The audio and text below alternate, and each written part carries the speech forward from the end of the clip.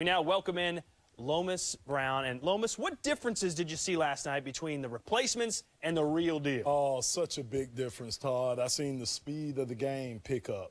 I seen the mechanics from the referees making calls, putting the ball down, spotting it, doing all the things they had to do.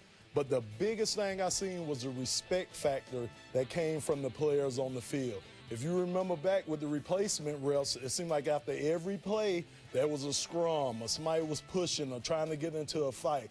You seen none of that last night. As a matter of fact, you seen guys throwing their hands up to make sure the refs didn't catch them doing anything. So I just think that respect factor went such a long ways. Will it trail off after week 2 once they get back in the... Oh, yeah. Once they get back in the groove, you'll start throwing some choice words at them. Yeah, the cheers will soon turn to boos, I'm sure.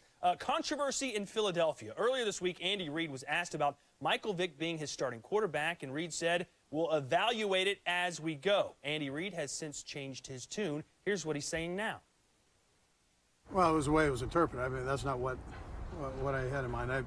Derek explained to me how it was interpreted, and so I've talked to Mike, made sure I mentioned it on my radio show.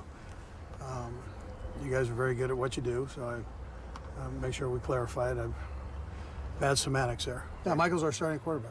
We've all got to get better at our job, and you know, Michael. You asked about Michael. Michael included. He understands that. We all need to do better, and that's what we're going to take care of this weekend. Coach.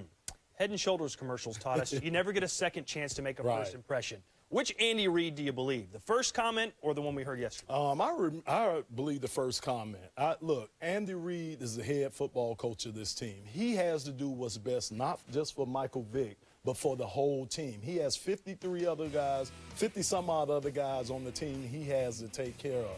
You know, you look at Michael Vick, first 3 games, 9 turnovers in 3 games. You can't win ball games this way. This team has great expectations, especially since the owner, Jeffrey Lurie, has come out and said that the 8-8 season won't do for them. So Andy's going to have to do what's best for the team. If that means pulling Michael Vick, if he keeps turning the ball over, so be it. That's what he's going to have to do. But you don't want to lose your locker room, and you don't want to lose your team as the head coach. Do you really see Andy Reid saying, you know what, Michael Vick, you're not getting the job done, you're out of there? I could see that happening. If they say this game and there's 3 more turnovers and they lose this game, I could see that leash getting a little tighter and a little tighter on Michael Vick, and eventually he will pull the trigger. Well, his backup, rookie Nick Foles, looked pretty good in the preseason. That's right. That's Will right. he be the real deal in the regular season? We may find out. It's Eagles and Giants this Sunday.